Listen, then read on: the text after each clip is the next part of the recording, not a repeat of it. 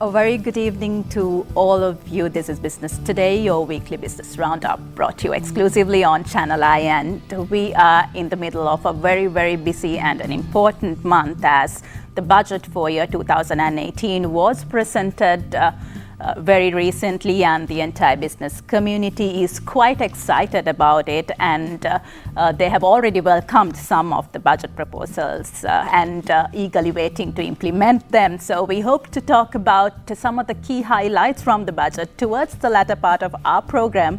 Before that, we will move on to business personality segment to start things off for tonight.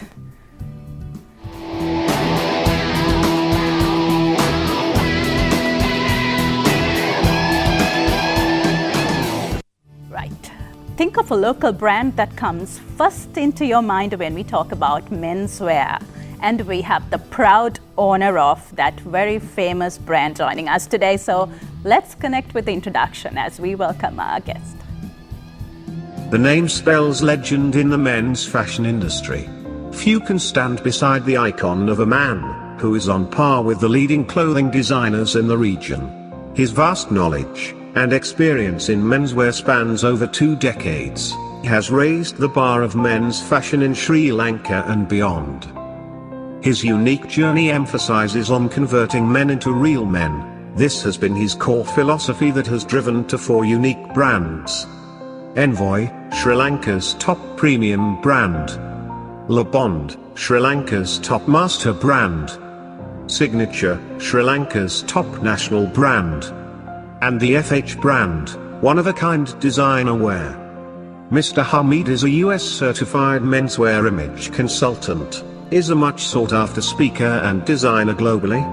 His clientele comprises of elite individuals which include top cricketers, local and international, top business personnel, diplomats, VIPs and film stars from Sri Lanka and overseas.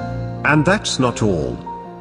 Mr. Hamid has been relentlessly involved in social activities and charities. He has always been on the forefront of providing and contributing to society.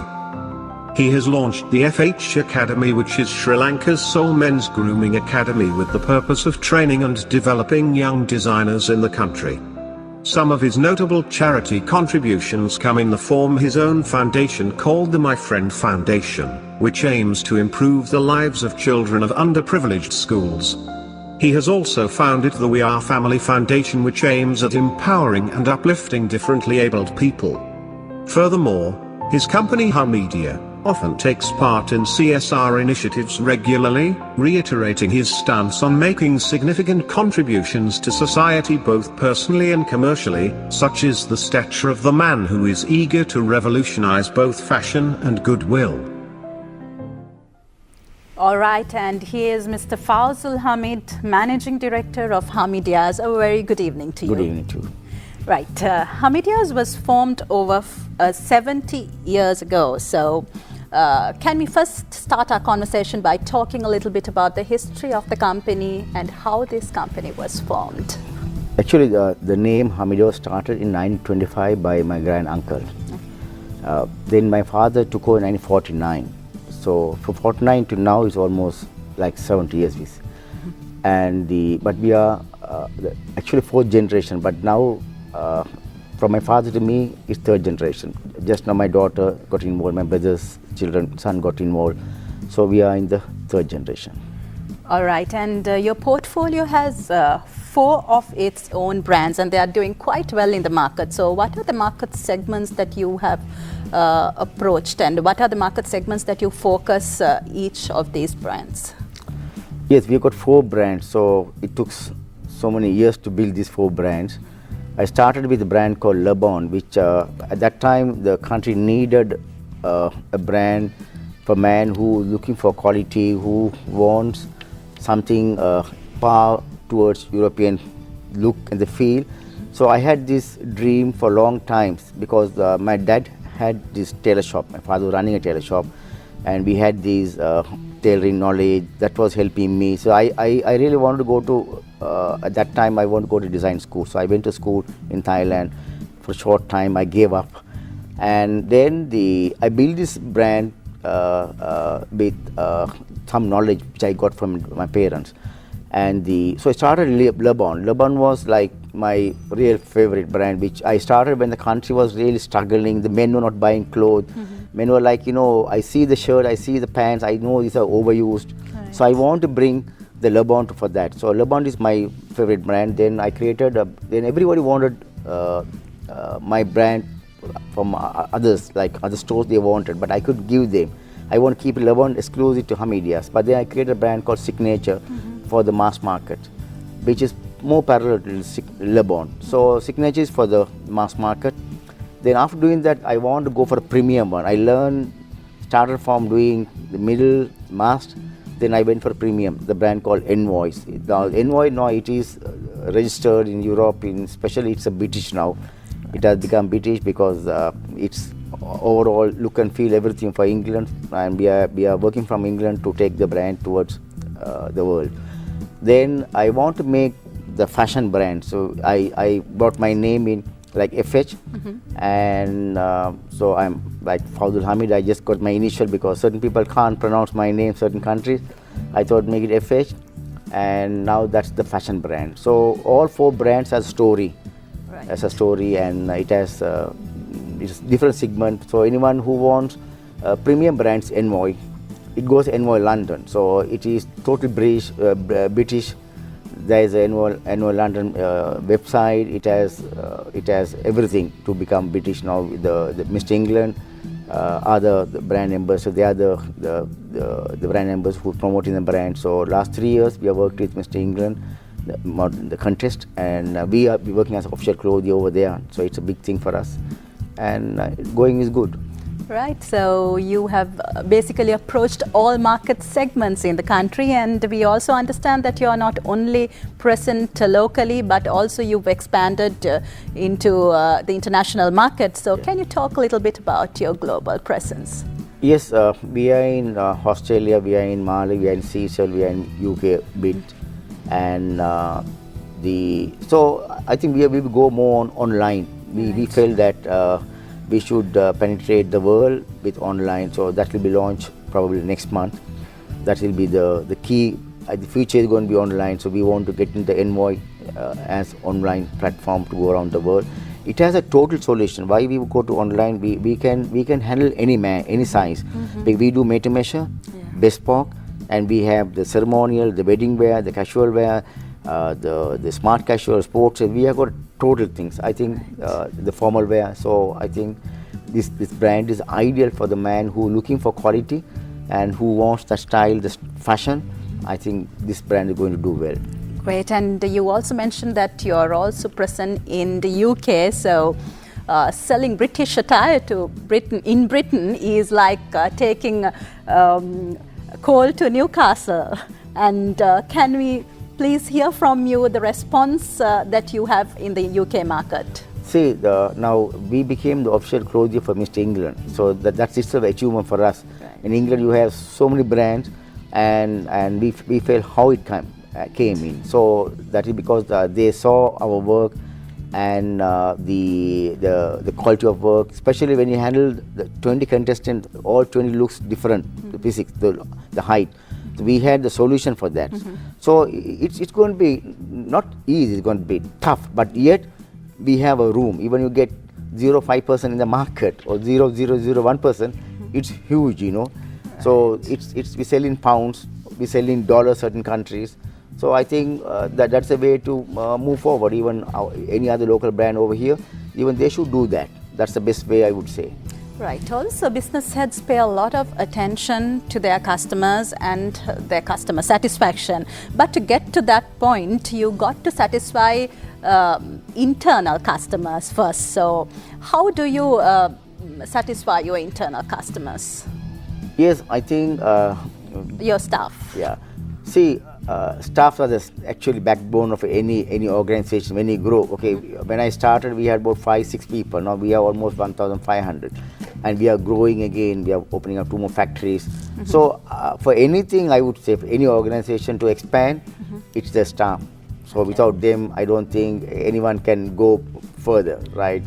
And now with the competition, you need right people. So for me, I would say the backbone is my team, who are behind the entire the operation and entire if you look at when you run an organization, it's not only just sewing, right? It's finance, account, marketing, HR, security. It's a huge game. So I think for us, our success, I would definitely give credit to the staff who are behind the entire operation. Great. And Sri Lanka is also very well known for its garment exports, and the Made in Sri Lanka brand is there across the globe. But we do not see many local brands being developed like that. Why is that? See, I would say when I started, I saw in the late 80s, mid 80s, there were over 1,000 factories around, garment factories. But now I would say 50% of them are closed because they couldn't face the competition which came from like countries like Bangladesh, like India. And I would say there wasn't much support for local brand. Okay. Now, if you look at people like mass industries, brand days, Hydra Money, these people came from the local brand. They were 20 years, 25, 30 years ago. They were in the local market. They were doing that, and they developed themselves, and they are today becoming huge. Now, I would say the government too had not focused and developed local brand. But now there is something happening, little happening. But then I yet feel there is a huge gap because see, we started with one store. We started with 5 machines, so then it took some time, and we were never guided. We never got any opportunities. So I think if you guide anybody with right guidance, definitely anyone can reach. Right, and over the years we have seen fashion industry evolving, and as a person who has been there in this industry for decades, how do you see this industry evolving from what it was to what it is today? Yes, it's a big change for last 10 years after we got the peace. I think people are moving around, enjoying, people are wearing clothes. And there was one time the men were not wearing, right? We went through a bad time, right? Yes. So I saw we are a victim when women were wearing clothes, right? Yes. So there are lot of change in the market due to the especially online, due to the social media. People see the magazines. You get a lot of activities today. People can Google and see any brand you want. So people are more knowledgeable than those days, and you get a lot of new brands are coming in. Interesting brands are coming in. So people are more aware than when I got involved. If you look at 10, 20 years ago, making money was quite easy. I mean, there was less competition, but now it's competition. For me, competition is good. More competition, we improve. So we should take very positive. I think things are going to be hard for everyone. And I think, so we have to work hard to improve, and we have to take challenges and improve ourselves. Like the mobile phone, I always share this. Look at the Apple, Samsung, what happened Nokia. So like that, like the mobile phone, you have to upgrade, you have to bring new innovation every time. So you start creating, you are in the game, you can really hang on and you can improve. Right, and also unlike those days, we noticed that men pay a lot of attention to their clothing and accessories, and sometimes it's very difficult to satisfy them. So being a specialized company for menswear, how challenging it is to cater to this particular segment? See, we thought women are the most difficult. Now the men are becoming tough, you know. They know what's happened around the world, they know about fashion, they know about quality, they know what's in trend, they know the 4 seasons, what's happening. Okay, over here it's only one season. Now if you look at international, it's spring, summer, autumn, winter. So it's getting hard. But I'm happy that since we are very serious, we are very focused, we want men to know, because I feel so bad sometimes when men are buying outdated stuff. I always say, you know about mobile phone, you know about vehicles, but about clothes you must keep an eye. So when they wear the wrong clothes, I mean maybe one season behind, right? Like you take iPhone 7, iPhone 6, about 5, whatever, right? We know that, right? Yes. But clothes you can't. But if you have an eye for that, if you know, if you have knowledge, if you follow the fashion, you can grab it. Okay, in fashion you have staple, you have we call it staple, you have the elegant, you have the fashion. I mean, it's categorized. Staple means black suit, blue suit. But yet technology changing, the way the suit is done, the fit, the styling, all will tell you which year it is. Right, so how do you keep in line with those demands and changes in market behavior? See, I go around today, I mean, through social media, you can track anything, you can Google any brand and you can trace. And we work with a lot of Italian brands, so that's the big thing we have. We work with Italian suppliers, the best suppliers around the world. So we go meet, we go for seminars. So we visit and see the other big brands. So by seeing that, you learn. So it's not difficult. Right. And also a few days ago, you launched a perfume brand. How did this come about? See, I felt that, okay, there are international big brands. I mean, it's quite expensive. So I felt for my customers are buying those brands, but I thought I can match this international brand. So we made a fantastic line of collection of men's perfume, which will definitely, I would say, go par with head on with the big brands. So I did a lot of research. I did about 3 to 4 years of research. I got a French company who came forward and they did a good presentation. They loved the brand, but the way we are doing the men's sectors segment, and they came to us and they said, I mean, since we are very serious on the men's clothing, and they want to be part of this journey. So they did a fantastic job, and we did test run, and we are quite successful. I think any man use that definitely will know the difference, and it's not expensive, it's affordable, and I would say definitely it makes the head turn.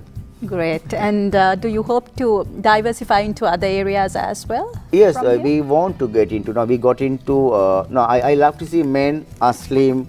I want to see men when we are clothes. I like to see men are looking perfect, right? So you may buy the best clothes, but if it doesn't fit you, what's use? So we started a cafe.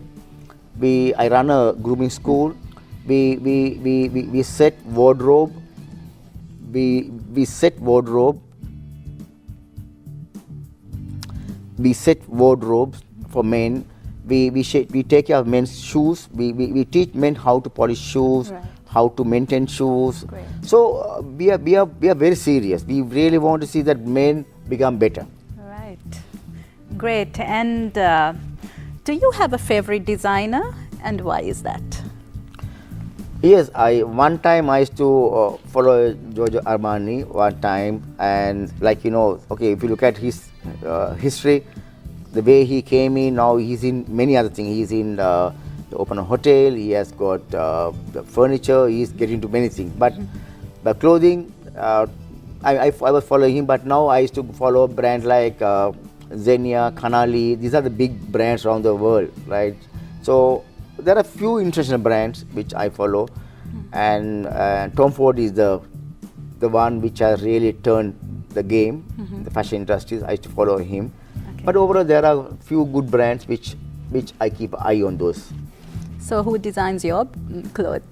See, I do head it the yourself? team. Okay. I have about 5-6 designers. I have some experienced team working with us. And I definitely say the credit also goes to them. It's not just one man anymore. And it's a design team, manufacturing team, the merchandising team. Then it's a whole team which puts, it comes with, we develop samples, now we do the next season, 2018. We just 2 months ago we are done the 2018. So it takes 6 to 9 months to the collection. It's not just those days we used to go and just buy ready-made. Yes. Now the whole collection is designed in-house. So a lot of work is there. Right. Apart from the successful businessman, a big part of you is the social worker in you, which may be a side that many would not know. What are the charity projects that you are involved in? See, for this I must thank my parents, who were doing this for many years. I call it many decades. My mother started doing this, helping differently able, and that is disabled children, right? She was doing about 30-40 years ago. I saw it as a kid. I saw how she was doing, not to make mileage. She was doing, it can be anybody, it can be anyone. She goes and she helps, and so she was doing that, helping anyone who is disabled, and anyone wants to study, or she helped. My father helped the people who want to study. Right. My mother was running this differently able people. So I got into helping schools 10-12 years ago. So I felt after doing one school, I felt that There are a lot of children, poor children, they don't get opportunity to go to big school because they are poor. Then even the poor schools, I found education is the one which can bring them up in life. Right. So I went to the school, I started seeing, so the issue was they don't have the backing, they don't have the support. So I started helping them. I started a foundation called My Friend along with Angela Matthew. But then people like Santosh Bhatia, like Rosha Mahanama, like people help me like that. Right. So so this has become my part of life. Every day I do this, and anyone who's talented, anyone I see, I say education is the key thing. I tell when people say they no money, so I say how many children there. If I can take the child and push them to come up, that's the key thing, because today nobody can say no job. Today even labor can get 2,000 rupees if you do a good job, right? Yeah. So what I say is the children should be given an opportunity to come up, because if Sri Lanka has to come up into another level, and it's all about education. So we have to give education to every citizen in the country. So I am promoting that, marketing that under the theme of My Friend. I have my own foundation called My Friend. So people help me, people supports, I get fund around, people send me funds. So we help every year over 1,500 children. Right. In different way. What he says is, okay, you can't go to everyone cannot go to university. It's about 10% goes to university. All one get 9 A's in the O level, all one get 3 A's in A level. So what we say is, you go to school and start learning, and then see there are a lot of opportunities now, right? Today you get a lot of opportunities. So if you get through O level, you are in. Right. So why do you pay such a lot of attention into social work?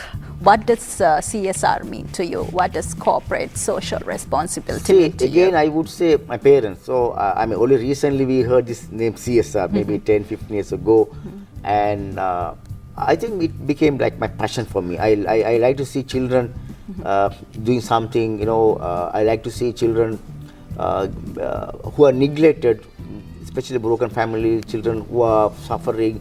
I don't see that. I want to see every child doing something. So I feel that Sri Lanka is a small country, we are a beautiful country, and if you go to India, Pakistan, Bangladesh is huge, So here, the 20 million people, I mean, there are many organizations. I always say, if each of us can take one child, one kid, and support that kid, right, definitely Sri Lanka can prosper. Right. Fashion is very competitive. For that matter, any industry is very competitive. So how do you see the level of competition in the local market? I would say it's going to be tough for everyone. Right. I think when Sri Lanka, now you're already almost opened up. Only thing because of the duties, it's not bad now, but there is competition. So competition is good. When competition goes, I mean, people wants to be in the game, you have to upgrade yourself, you have to face competition. So it's going to be really going to be a big battle. Like a very small market, 20 million people, half of the population not rich. So for them to buy clothes, good clothes will be tough. So they'll be always looking for fair price. They're looking for value for money. So that's the game going to be. For another 10 years, till the country get into a different level, people will be looking for value for money. I think around the world, it's that now. People are looking for good quality, affordable. So that is our concept too. But then today good thing not cheap. Yes. But I don't say we are expensive. We are not expensive. If you know to feel good, clothes, if you know to understand clothes, now then you should know how much it is. It's not only the label. It's not only the packing. Because a lot of people look for the packing and the label. They think, wow, packing is fantastic. No, it's not that anymore. You should touch and feel. You should know the background of the company, the brand's value. You should identify how long they are in the business. All this is important. So then you know there is a guarantee, there is a warranty of a product. So that is what, end of the day, the good brands are all about. So any key trends that you've observed in the market? Yes, we always follow the trend. Last almost 10 years, I think in the men's segment, I think we are the first people to be in that game. Yes. We always try to be the first, and we have every year we have our fashion shows. We prepare the fashion shows to be head. And so I think we are lucky here. We have one season here, only summer here. But then we prepare 4 seasons, because I have a lot of customers overseas. So they come, even now we are in the winter. I mean, international is winter, most of the countries. So we are also selling winter clothes for our male customers who are looking for winter clothes. So we are basically looking at international. Right. So our look and feel is very Italian, very European. So we are upgrade ourselves. So without upgrading, without taking the move, you are not going to be in the industry. You'll fade. Like the mobile phone again. If you want to be the race, you have to move with the fashion. Right. So what is your opinion on the fashion industry today? Where do we stand when you compare with the international brands? I think we are much behind, Right. But then there is improvement. The people, due to the online, people are buying. And one good thing is we should be happy because Sri Lanka is one season. So what's happening in Europe, the spring, when it comes to autumn, they sell at half the price, so people buy at that time. So that advantage is there. But then when you are traveling, you can't wear those, right? So it's going to be very tough. So fashion revolves, it keeps changing every season, every year. So it's going to be good. I mean, if you keep your eye on this, and you can learn a lot. And without learning, you can't buy. So I would say my customers, they know about fashion. They keep eye on fashion. So it's going to be tough for us. Right. So you already have over 20 outlets locally and a few outlets in the global market. So how do you hope to expand your network in future? Yeah, future, I would say we will go more overseas. And maybe we may move in Sri Lanka. We may move certain areas, but I don't think it will be a big change for us unless we expand the brand signature, which is a mass market brand. And it's going to be definitely local market going to be tough, and we will go international. Right. So also, what is your typical day like when you run a brand of your own? Every day is challenging. See, yeah, for me, I'm very focused on my work, especially when it comes to design. I watch and I travel a lot, so I can't take my eye away. It's going to be tough for me. And so I want to be in the race, right? Again, as a mobile phone, if you had to challenge, you have to upgrade every season. You have to come up with a new version.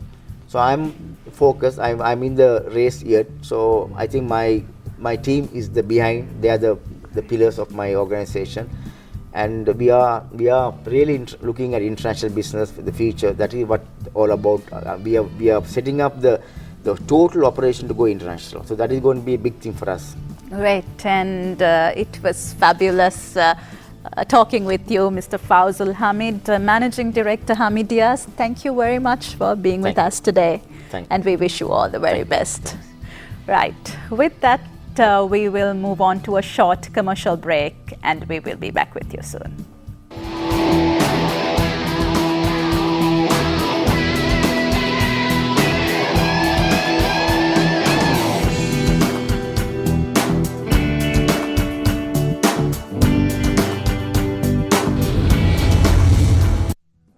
Welcome back to Business Today, and as we move on to our next and final segment, we hope to talk about quite a timely topic. So let's connect with the stock market segment to proceed further.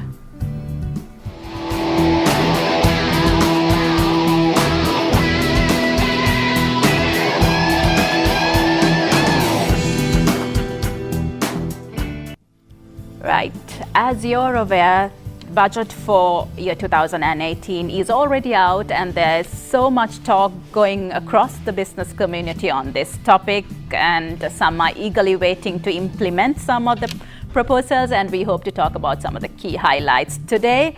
And we have Travis Gomez from Frontier Research joining us. A very good evening to you, Travis. Good evening. Right, first of all, what is your overall view on the budget? So as Frontier Research, the sort of theme that's kind of underlying in terms of our view of the budget is what we say is that it's not bad, but it could be better. And so what we mean by that is in terms of it's not bad, in terms of if you take it at a broad level, the sort of the policies that have been underlined it's kind of moving us towards some of those IMF goals of trying to consolidate the budget deficit. So, and a lot of the targets that the government has also given in terms of the revenue targets for 2018 plus the budget deficit target, it seems much more realistic and seems more achievable. So in that sense, we say that it's not bad. But really, but on the other hand, what we say is that it could be better, or whether, or in other words, whether is it actually good enough. We would say that in the context that we feel that it lacks some focus. Because I mean, what the budget essentially is a short-term fiscal plan for the government, and really what we see as the biggest sort of challenge that the government is going to face in the next few years is the debt repayment. So in the second half of 2018, we're seeing there would be a lot of pressure coming in as a result of that. So really we would like the government to focus more on that, because that's the sort of the immediate pressure that we are facing. Right. So when we look at this year's budget proposals, what are the key sectors that this year's budget has been focused on? Yes. So as an overall theme that the finance minister also outlined was the two sorts of things that he was talking about. One was in terms of sustainability. So hence the term that it's a green budget. So a lot of the policies were sort of had that twist to it in terms of that there was like a sustainability element to it. On the other hand, the other focus was also on what the theme of Enterprise Sri Lanka. That is basically to galvanize more action with regard to the SME, and basically to identify them as a key growth sector. And a lot of the policies have kind of, those are like the two main areas that a lot of the policies have focused on. Okay, we also noticed that there are certain areas that have been positively affected with the budget proposal. So what are those sectors, and how have those sectors been affected positively? So keeping with that vision of Enterprise Sri Lanka, there's been a lot of policies, specific policies particularly aimed at the hotel sector and tourism in general. And particularly, so a lot of really useful policies which don't require a lot of investment, but we feel actually could overall improve the sort of like the tourism ecosystem as a whole. So for example, one policy was about having lifeguards at some of the beaches, or another policy was to sort of rationalize or to make it easier to get like liquor licenses and things like that. So some of these like incremental policies we feel another one, for example, was with regard to having like recreation parks and like cultural centers. So all of these kind of add to sort of like the value of what tourism's appeal is. And at the same time, some of the policies that are aimed at sort of like the operators in tourism, it's quite interesting, and it's really commendable that the government has identified that a key sector really that is contributing to this tourism growth is that homestay segment, where basically the people who are like giving out their properties on like Airbnb, these platforms like Airbnb. So the government has proposed a particular incentive for them to refurbish them. So in that sense, I think the tourism sector is one sector that has been identified as a growth sector. Then another sector, going with this theme of green, environmentally friendly, has been with regard to the power and energy sector. So keeping with that theme, the government has basically proposed a 50% tax incentive for basically companies that are hoping to go into like renewable energy, and especially the government has a big focus on solar power and trying to increase the contribution to the national grid. So companies that are operating in that space stand to benefit from that. And I think the other sort of sector that was highlighted that was positive was again the real estate sector. So more recently there's been a lot of talk around the real estate about different views have been expressed on it, but one thing that has come out because of some of those discussions is that there's this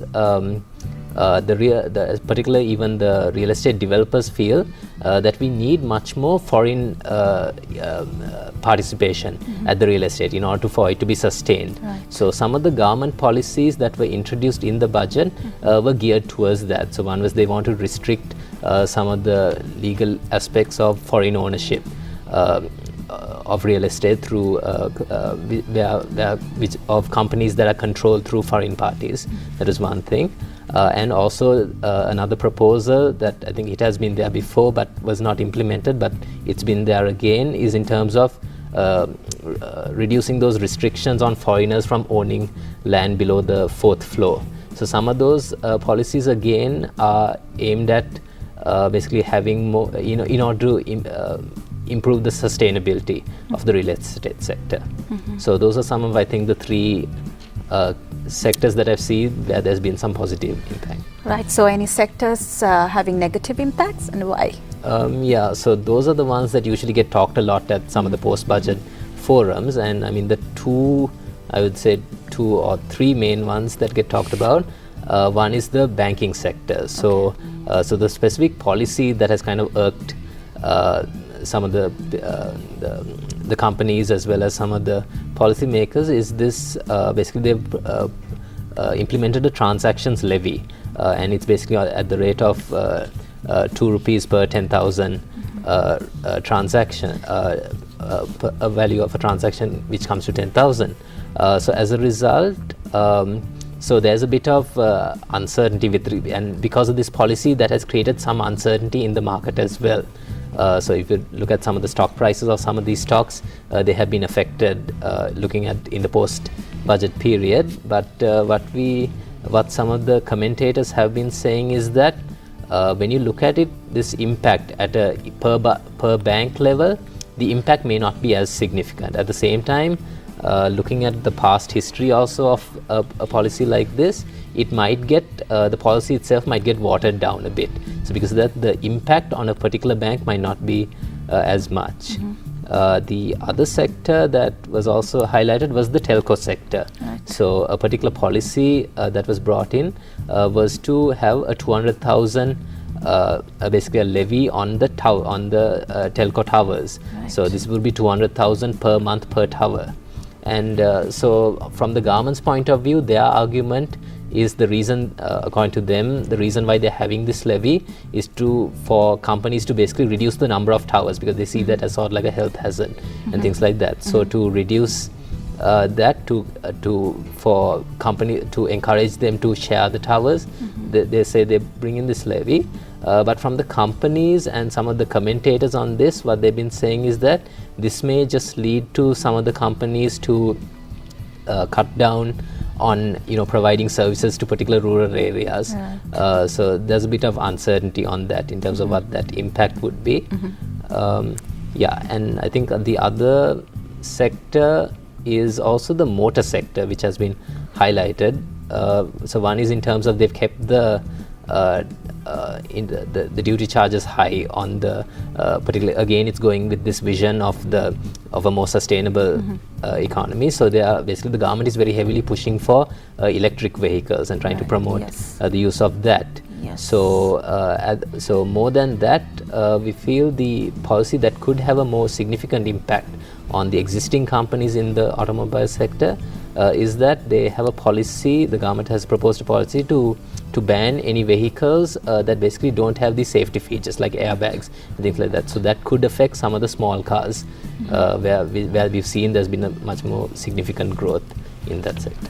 Right. There is a lot of focus this time on the blue-green economy. Can you talk about some of the key highlights here, and what are your thoughts on those proposals? Okay, so what the minister termed as the blue-green economy, so not so much with regard to blue aspect, because I think blue he was referring to in terms of using the natural resources of the ocean. So not too many policies on that. There were a few regarding basically promoting like more fisheries related industries, as well as these some of these ornamental fish, the sort of like the export oriented aspects of it, but what was more the greater focus was on the green economy. So under that, so one was in terms of like encouraging more power generation through the renewable energy, then plus the policies with regard to the motor vehicles to promote more, basically to encourage people to go for more electric vehicles, and plus there were a few other policies that they've proposed, which is also like going in line with this. Right. So thank you very much, Travis, for being with us today. We really appreciate your presence. Okay, thank you so much. All right, with that, we got to wrap up for today. Thank you very much for being a part of us and being a part of Business Today. So we will see you next week. Take care and good night.